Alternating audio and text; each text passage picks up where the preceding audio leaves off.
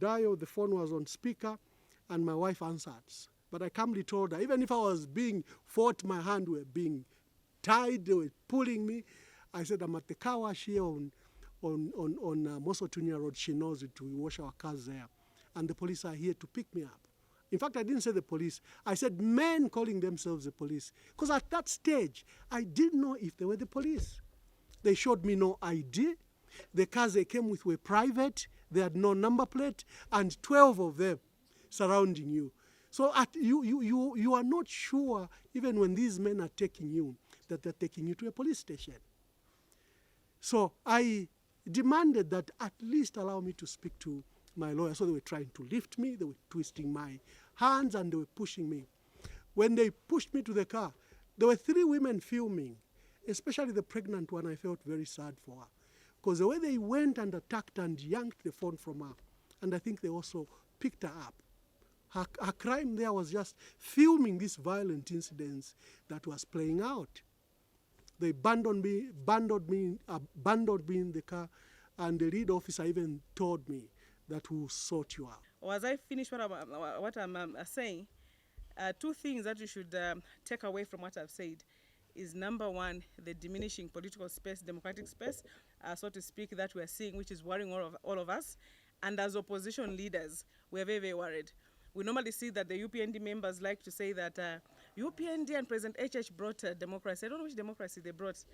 Because now as the opposition, we're living like chickens. We're worried.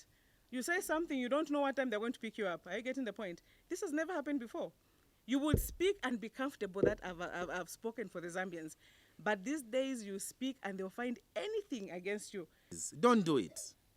And a government must stop this tendency of using institutions of government to fight their own political battles. Why do you want to use the police? Why do you want to use the Anti-Corruption Commission? Why do you want to use the Drug Enforcement Commission and all agencies of the state to fight your political battles? Why? Just why? I think be brave enough. Face us in the political arena. And let's exchange ideas. And let's see whose ideas are better, and let the Zambian people choose. But this behavior, this cowardice of wanting to hide behind institutions of governance will not help us. And today we are seated here because one of the opposition members, on several of them, as I sit here, many have tested cells here. If you have not tested cells, Madam Gateka, be ready. Because under this regime, for as long as you are seen... Members say, abakulu bapusa akabweta bapusa akego. Kenneth Kaunda forewarned us. By the time Hakainde Hichilema is through with this country, we shall be divided. After he's through with us, the politicians, he will certainly come for any person who opposes him. Now he's pursuing us because we oppose him.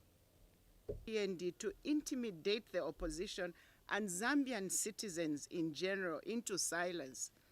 I'm not too sure whether you remember what we went through in the First Republic, where you couldn't discuss anything. You know, you were afraid to talk about the government or the president or anybody.